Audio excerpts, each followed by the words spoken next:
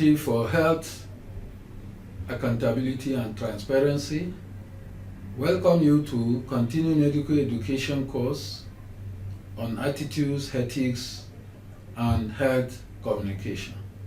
And this is Module 3, which is on health communication.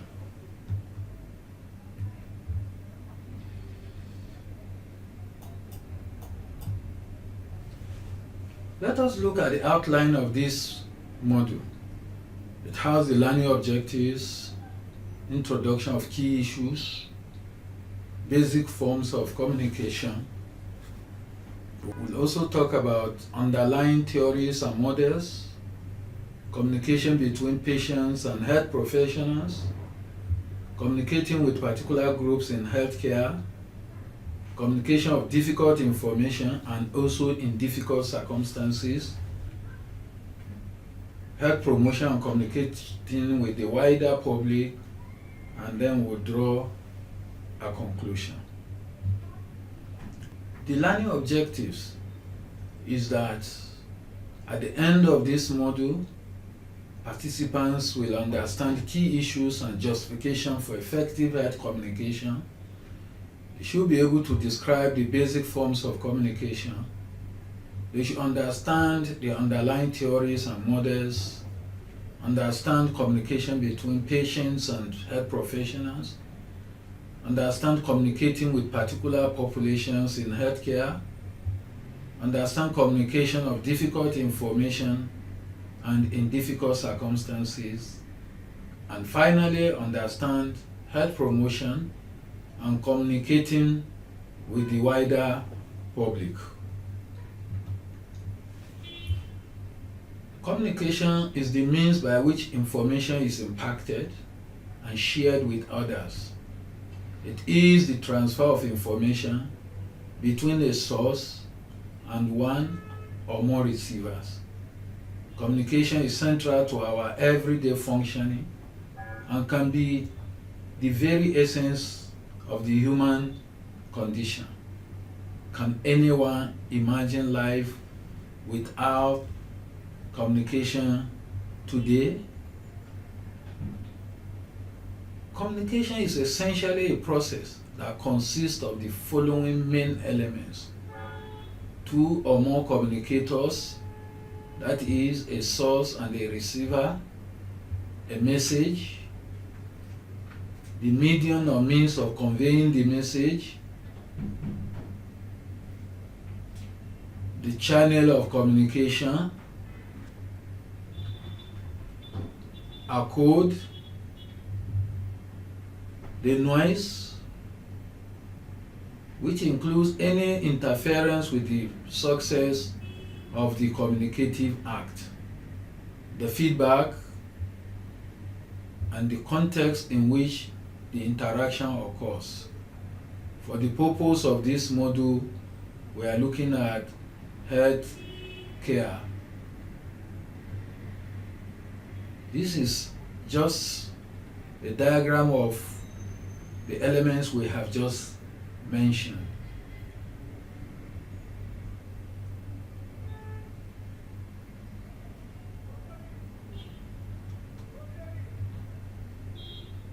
The figure shows a model in which the sender first develops an idea, which is composed into a message and then transmitted to the other party through a channel, which in turn interprets the message and receives meaning and sends back feedback to the sender through a channel also. Developing a message is known as encoding. Interpreting the message is referred to as decoding. Health is an area where effective communication is particularly important. Good communication contributes to virtually all aspects of healthcare. It gives patients the power and confidence to engage as partners with their health service and service providers. Information helps knowledge and understanding. Let us look at the role of communication. Communication promotes both health and illness in the society and makes the health system and service delivery run at optimal or suboptimal effectiveness. In communication, emphasis should be on effective communication rather than on communication per se. Effective communication is generally acknowledged to be central to effective health care. It is recognized as part of the heart of patient care as playing a pivotal role and pervasive in creating, in gathering, and in sharing health information.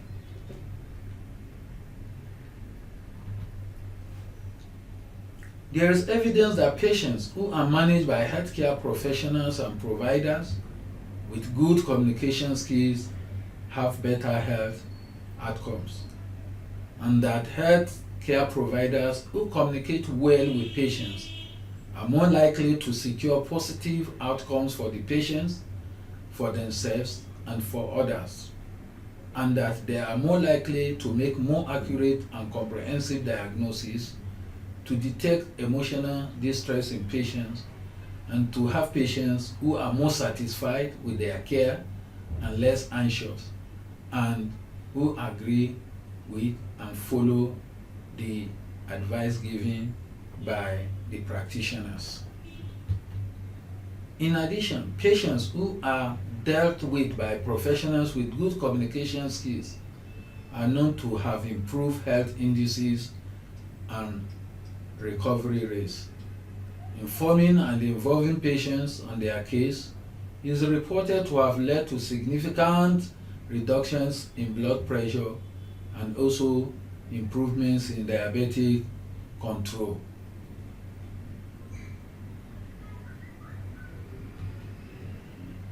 Let us look at the role of ineffective communication. Ineffective communication can lead to a whole range of negative outcomes, which includes patients not engaging with health service when they should, meaning that it affects health-seeking behavior, or patients refusing to follow recommended health behaviors and undergo necessary treatment, failing to cope with own or another's illness, psychological damage, physical harm, litigation, or at worst death has been connected with ineffective communication. It's also connected with patients refusing to follow recommended advice, non-adherence to treatment regimens, and patients failing to cope with the psychological consequences of their illness. Let us look at the International Convention on Health Communication. There is what we call the Toronto Consensus Statement on Health Communication. The International Conference on Health Communication is a significant event that produced the Toronto Consensus Statement on the relationship between communication practices and health outcomes. The statement is made up of 8 key points. Communication problems in medical practice are important and common. Patients' anxiety and dissatisfaction are related to uncertainty and lack of information, explanation, and feedback. Doctors often misperceive the amount and type of information that patients want to receive. Improved quality of clinical communication is related to positive health outcomes. Explaining and understanding patients' concerns, even when they cannot be resolved, results in a falling anxiety. Greater participation by the patient in the encounter improves satisfaction, compliance, and treatment outcomes. The level of psychological distress in patients with serious illness is less when they perceive themselves to have received adequate information. And finally, beneficial clinical communication is routinely possible in clinical practice and can be achieved during normal clinical encounters without unduly prolonging them, provided that the clinician has learned the relevant techniques.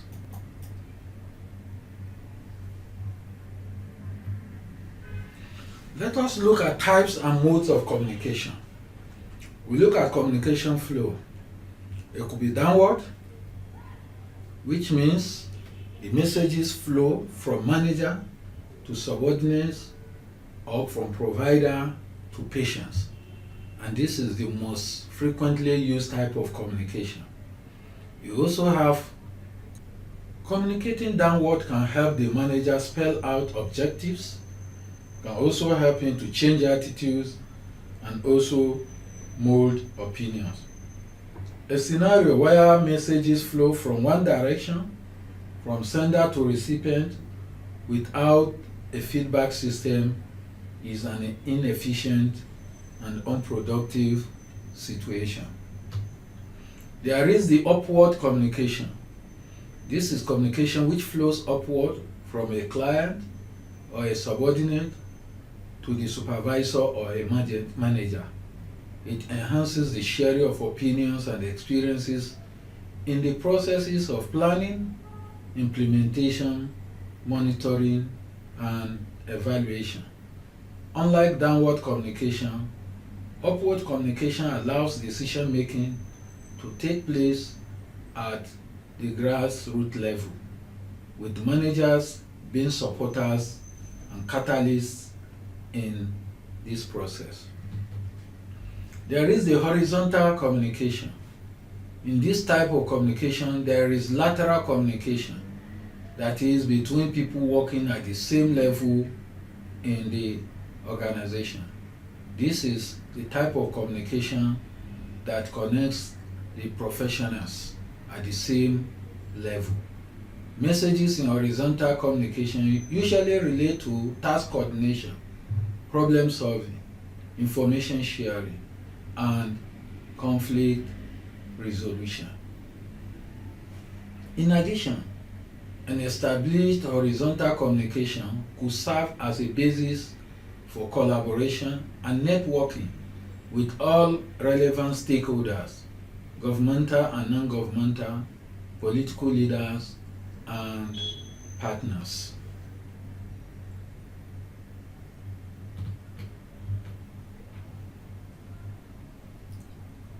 There are what we call communication channels, and communication channels are the paths through which message is transmitted from the sender to the receiver. And commonly we know the telephone is there, the radio, and also emails and internet. And today networking is rapidly becoming a major type of horizontal communication. Let us not forget that emails and social media are becoming key players in health communication today. Now we look at verbal communication and non-verbal communication. Health communication can take different forms and occur in different contexts. It can be verbal or it can be non-verbal.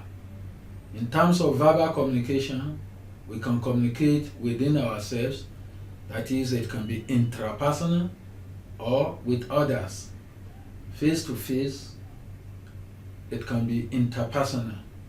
Interpersonal communication can be done orally or via some medium, such as writing language or signage. Interpersonal communication is frequently carried out between two people or in a small group. Interpersonal communication is defined as the process by which information, meanings, and feelings are shared by persons through the exchange of verbal and non-verbal messages. The most common type of interpersonal communication is face-to-face interaction between two or more people. Such interactions typically comprise a sequence of events and behaviors. Interpersonal communications are usually transactional in nature, in that the individuals involved both affect and are affected by each other's contribution. However, in addition to these one-to-one or small group interactions, we also need to engage in mass communication, for example, in relation to health promotion and public health campaigns. Intrapersonal communication solely occurs within ourselves. Intrapersonal communications are important for processes such as self-reflection and self-evaluation. It is the key element that underlines our interactions with others.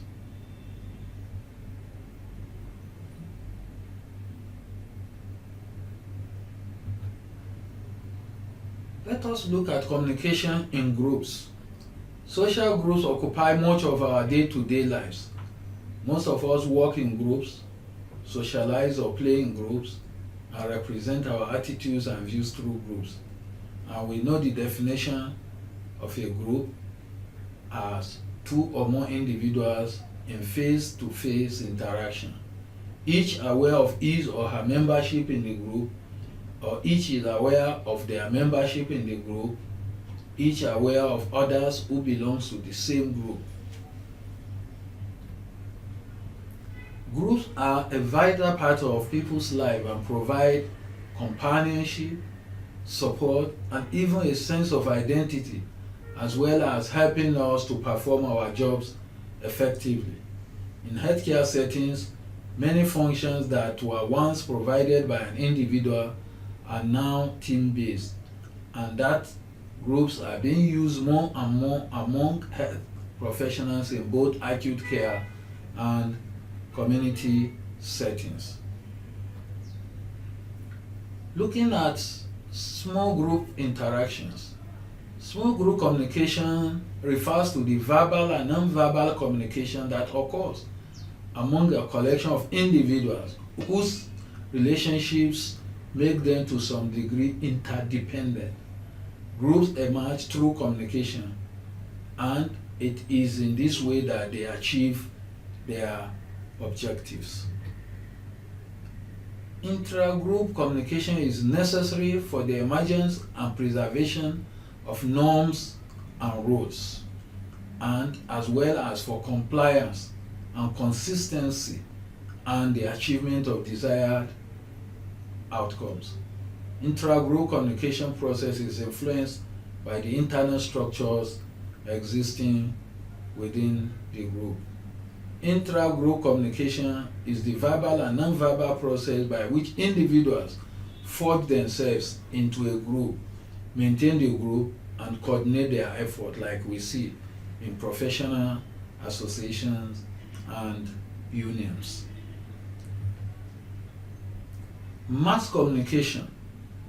Communication can also be conveyed to wider segments of the population. Much of this communication falls under the umbrella of health promotion or public health campaigns. Mass communication can occur through a number of different media, and these include written leaflets and brochures, advertising, hoardings, posters, newspapers, magazines, radios, televisions, computer systems, and the internet. Mass communication is typically a one-way process, with the message going from sender to receiver. However, the increasing use of computers to disseminate health information has allowed for some degree of interactivity. Success of any mass communication campaign will depend on the message reaching the target audience and being interpreted and applied appropriately. In mass communication, the aim is to change behavior. For example, encouraging people to stop smoking, to practice safe sex, or eat more healthily, and so on. It is to be noted that mass communication raises a number of challenges, such as identifying and reaching the right audience, ensuring that the message is appropriate for that audience and is likely to be acted upon. Let us look at some underlying theories. There are three different approaches to understanding and explaining communication, and these are process, symbiotic, and cultural studies approaches. Most communications can be accounted for using a combination of two or more approaches. Discussion on the three underlying theories are beyond the scope of this course. Participants may wish to refer to relevant resource materials on health communication. Let us look at models of health behavior. Health communication is about health behavior. There are a number of models that have been put forward to explain the way we communicate and what influences our communications and the health behavior. Not-House and Not-House model is a popular model, and the model specifically considers communication in the context of health. According to the model, health communication refers to transactions between participants in healthcare and about health-related issues. The model emphasizes the way in which a series of factors, usually three factors, relationship factors, transactions, and context, can impact on the interactions in healthcare setting. The first major element in the model is relationship, and there are four different types of relationships that exist in healthcare settings. There is the professional to professional, there is professional to client or professional to patient, there is professional to client significant others, and there is interaction between the client and significant others. Both health professionals and clients bring unique characteristics, beliefs, values, and perceptions to healthcare setting, which affect how they interact. The client's significant others, such as family members, friends, and work colleagues, are included in the model because they have been found to play a significant role in supporting patients in relation to their health. The second element in the model is transactions. That is, the health-related interactions that occur between the various participants we have highlighted. Health transactions include both verbal and non-verbal communications, as well as the content and relationship dimensions of the messages. The relationship dimension of health transaction is established within the various relationships represented by the model, and this dimension influences how the content of the message should be interpreted.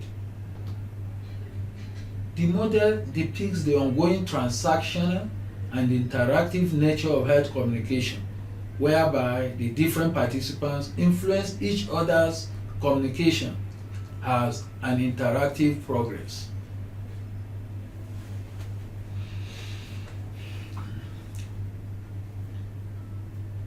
The model depicts the ongoing transactional and interactive nature of health communication, whereby the different participants influences each other's communications as an interaction progresses. The third element of the model is healthcare context, that is, the settings in which health communication occurs. The different contexts have been shown to have a significant influence on the forum, and the different contexts have been shown to have a significant influence on the form and effectiveness of communications between the different participants. Context can refer to particular settings in healthcare, such as the waiting rooms, the hospital wards, or to the number of participants within the particular settings. This diagram clearly shows how the model works. We've told you about the levels of interaction, professional to professional. We have professional to clients. We have professional to significant others, and also clients to significant others. And then the health context we have mentioned before. And you can see the health transactions in the middle. In all these cases, communication variable is constant. Based on the model we have just described, you have the models of persuasion, which is based on the goal of communication. The goal of communication take many different forms, including the elimination of an existing belief, changing the state of a particular belief, or creation of a new belief, changing an intention to carry out an action, and changing actual behavior. Many aspects of the goal can be classified as aspects of persuasion. In general, persuasion refers to any change in attitude that results from exposure to communication. Much of health communication involves trying to persuade people to adopt particular health behaviors. There are two models of persuasion, and they are the elaboration likelihood model and the heuristic systematic model. Both can be characterized as being dual process model, as they both involve the use of two different processing modes or routes. Discussion on the important models of persuasion are beyond the scope of this course. Participants may wish to refer to relevant resource materials on health communication. Having looked at the models of persuasion, let us look at communication between different players. Communication can and does take place between a number of different players in the healthcare process. There are many different types of relationship in the healthcare process. In each case, communication is affected by the role each player plays and the expectations of others' roles. The quality of the relationship that exists or develops during healthcare transactions or interactions has an important influence on the smoothness and effectiveness on communication. The first we want to consider is communication between patients and health professionals. This is the most common and probably the most important in healthcare setting. Communication and the information provision play key roles in determining whether people engage in recommended health behaviors and whether the health behaviors have a positive outcome. In health communication, a number of goals may be targeted for achievement, such as providing information, instruction, assurance, influencing opinions and attitudes, and changing behavior.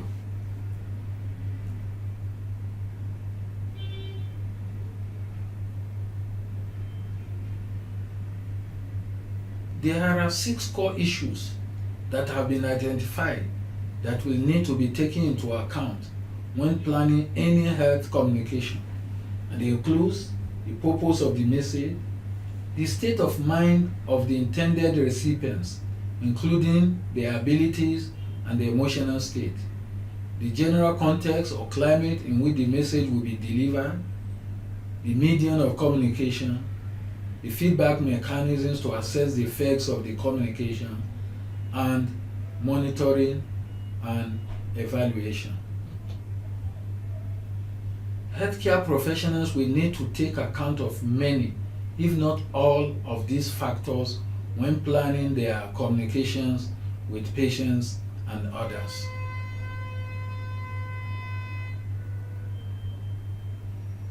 Let us look at doctor-patient communication. The doctor-patient relationship is one of the most complex interpersonal relationships. It involves the interaction between people who are not equal in positions. It is often non-voluntary, and it concerns issues of vital importance, which is the health of the patient and is emotional laden in most instances and requires close cooperation between the two players. 4 basic forms of doctor-patient relationships have been described. They are default, the paternalistic, the consumerist, and the mutualistic. Looking at the 4 basic forms, the default relationships are characterized by a lack of control on either side and are clearly far from ideal. We have the paternalism, which is characterized by dominant doctors and passive patients. And we also have the consumerism, which is associated with the reverse, with it focusing on patients' rights and doctors' obligations.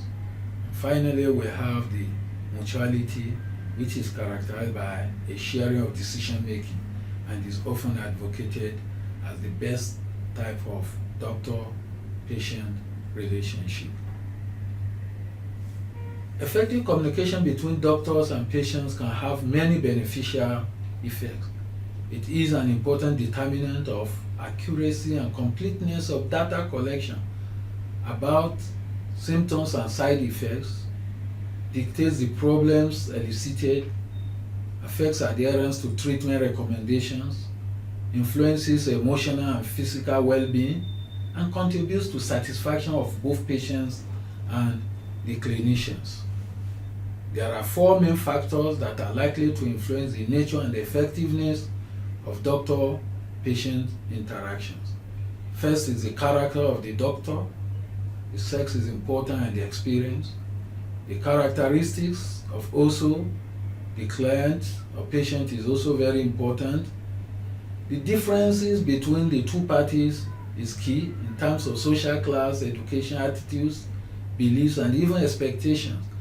And we must not forget the situational factors, such as patient load, level of acquaintances, and nature of presenting problems. Many patients experience some degree of apprehension and even anxiety when visiting a doctor, and the extent of this will influence their interactions with the doctor. Admission to hospitals can be a particularly disturbing experience. In such cases, patients often find themselves in an unusual environment, separated from family members and friends, with loss of personal space, privacy, and independence, and often feeling uncertain about their health problems and its treatment. These factors often lead them feeling very vulnerable and are likely to affect the way they interact with the health professionals. Remarkably, doctors and patients have different perspectives on the factors that they see as being most important in their relationship. There has been a number of studies where doctors and patients were asked what in their view makes a good doctor. Top 3 categories of what influences a patient's choice of a good doctor were how well the doctor communicates with patients and how well he shows a caring attitude. The second one is explaining the medical or technical procedures in an easy way to understand, and also thirdly, listening and taking the time to ask questions. While in contrast, the aspects most highly rated by doctors were the number of years of experience and whether the doctor had attended a well-known medical school.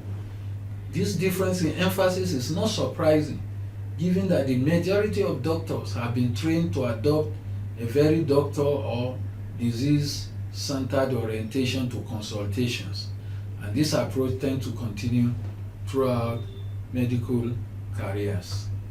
Doctors have to communicate with patients to achieve a number of goals. Basically, there are 3 purposes of communication between doctors and patients, and it includes creating a good interpersonal relationship, exchange of information, and for medical decision making.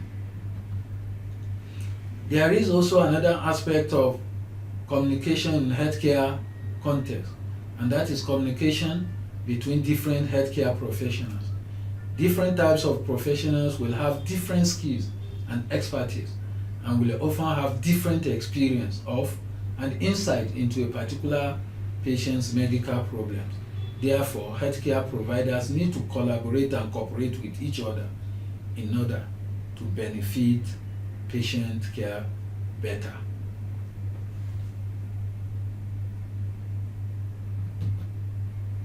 In healthcare, effective teamwork is always a challenge, and 3 different problem areas have been identified. We have this role stress, lack of interprofessional understanding, and also autonomy struggles. What do we understand by role stress? Role stress can occur when there is a conflict between the roles of professionals are expected to play and their own personal values and beliefs, or when professionals have to take on duties and tasks that they perceive are not directly related to their primary role, and when there is a role overload. For example, when number of referrals are too large or too unpredictable. There are 3 drivers of role stress. One is the background education factors. The training curriculum for professionals is usually profession-based, with different professional groups being educated in isolation from the other, and with little opportunity to learn about other provider skills, roles, and responsibilities. We have the issue of limited routine interprofessional interaction. There is limited routine interprofessional interaction in healthcare settings between the different healthcare professionals on day-to-day basis. And finally, there are issues of autonomy struggles. There are strives to be self-directing by many allied professionals. And we know medical doctors are perceived to have much more autonomy than many other health professionals such as nurses, midwives, and others. And this has been the underlying cause of interprofessional and intercadre wrangling. Where autonomy struggles exist, the dominant profession often tends to underestimate the professionalism or competence of other healthcare providers, which further lead to interpersonal tension and frustration. Issues are more likely to arise in the traditional hierarchical areas of medicine, such as surgery, and less likely to occur in areas such as palliative care and community settings. Autonomy differentials, like we have mentioned, will decrease as pharmacists, nurses, and other healthcare professionals take on new and expanded roles such as independent medicine prescribing. Where working relationships are based on mutual respect and autonomy, this can produce a number of benefits for the professionals and also for the patients. Looking at the communication between providers and patients' families, this area is also very important. Patients do not experience ill health in vacuum. Patient families, friends, and carers and colleagues play an important role in relation to supporting patients and increasing their chance that positive health outcomes will be achieved. These are the patient's significant others and are a key factor in mediating various life stresses and serious instances. The significant others affect patients' health behavior, ability to cope with illness, and treatment adherence. Based on available communication, family members may cope with and adjust to a relative's illness in different ways, depending on their role and the relationship that exists within the family. Having to communicate with different family members with different levels of knowledge and different emotional states can clearly be challenging for healthcare professionals. Patients' relatives often approach and seek information from members of health team, particularly junior and more vulnerable members, in an attempt to try to get at the truth, and this can cause difficulties to the medical team. Family members may or may not pass this information to the patient, depending on whether they feel it would be in their and the patient's best interest. If required attention and necessary information is given to the family members and friends, this significant other will be able to cooperate with staff to support the patient to achieve healthcare goals. Therefore, effective communications from and within health professionals is necessary. His family and friends are to maintain their support role in health care. However, there are two impending factors. The fact that they often have limited contact with health professionals and that their access to information can be limited. We are referring to the patient's families, to what we call the significant others. Concerning access to information, problems can be of two sorts: privileged communication and filtered communication. Privileged communication occurs because in some instances, family members are provided with information by healthcare providers that has not been given to the patients. While filtered information refers to information that family and friends receive from the patient or other non-professional sources. Patients do not understand or they forget much of what they are told in medical consultations. Problems arise when family and other caregivers have to rely on this source of information in order to determine how best to support the patient. Another aspect of communication in healthcare setting is communicating with particular populations in healthcare. There are challenges to effective communication posed by healthcare providers having to interact with and treat various different subgroups of population, and this includes the aged patients, the young children and parents, the adolescents, people with different cultural and religious backgrounds, those with low levels of literacy and intelligence, uncommunicative patients, and angry or aggressive patients and relatives. Communicating in these circumstances require patience, perseverance, and special skills. Another category is communication of difficult information and in difficult circumstances. Health professionals may face the challenge of communicating difficult information and in difficult circumstances. Medicine and healthcare will inevitably involve the need for difficult conversation, information about risk and uncertainty, deliver bad or distressing news, and addressing ethical issues that may arise in health communications, including those associated with truth-telling and gaining informed consent. Similarly, in this area, special skills are required to deal with this situation. Let us look at health promotion and communicating with the wider public. There is general recognition that the health depends on environmental, social, and economic circumstances. These are what we call the social determinants of health. Several studies have identified cause and effect relationship between things people do or let happen and the adverse effects which could result, and the number of linkages have been well established.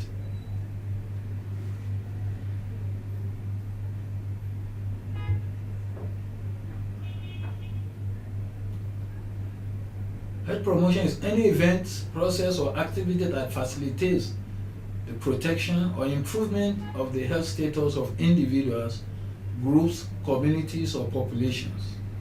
Health promotion is premised on the understanding that the behaviors in which we engage and the circumstances in which we live impact on our health. Its main objectives are to prolong life or to improve the quality of life. Let us look at the roles of health professionals in health promotion.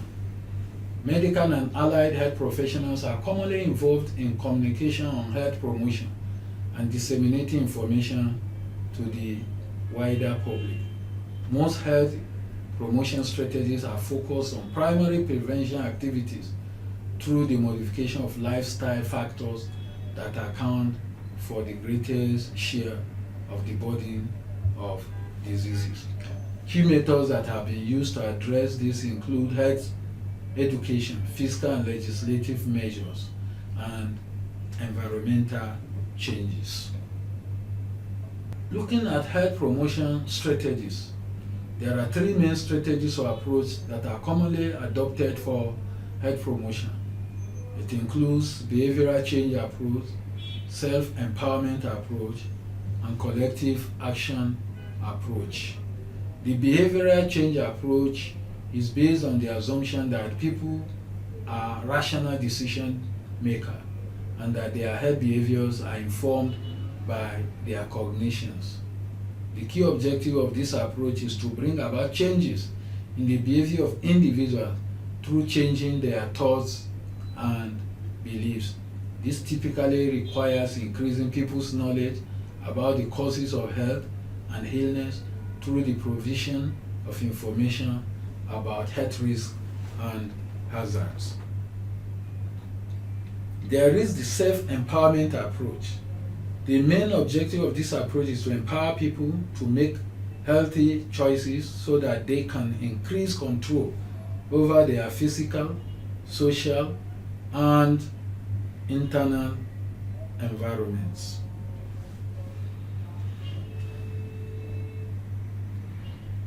There is the collective action approach, which is based on the assumption that individuals share sufficient interest to allow them to act in the necessary collective way.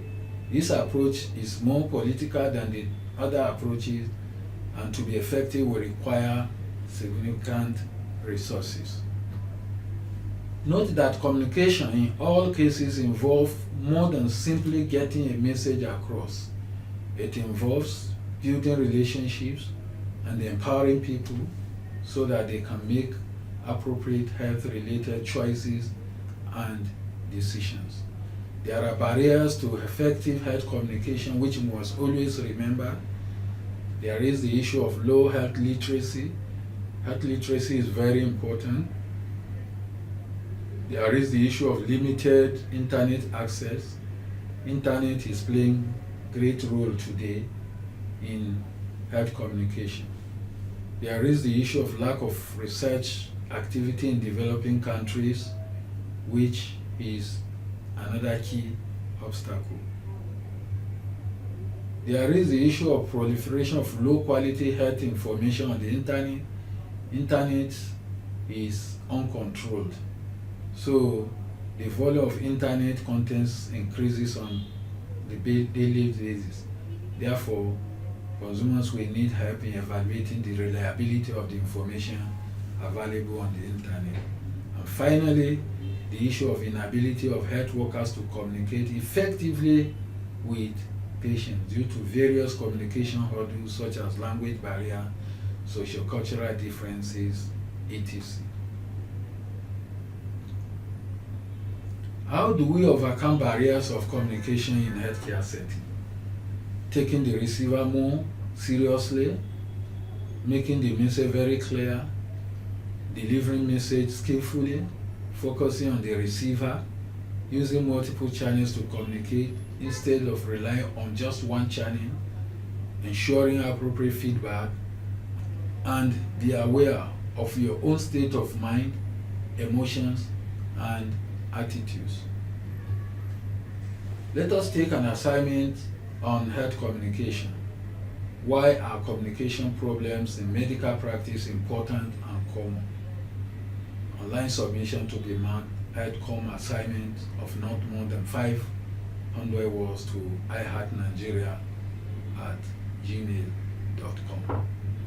Concluding this model, it is important to note that health is an area where effective communication is particularly important, as good communication contributes to all aspects of healthcare. Effective communication between medical and healthcare professionals and patients can have many beneficial effects. Effective health communication is an important determinant of the accuracy and completeness of data collection about symptoms and side effects. It dictates the problems elicited, affects adherence to treatment recommendation, influences emotional and physical well-being, and contributes to satisfaction of both the patients and the clinicians. Medical professionals have to communicate with patients to achieve a number of different goals. Studies have identified top 3 categories of what influences a patient's choice of good medical professional.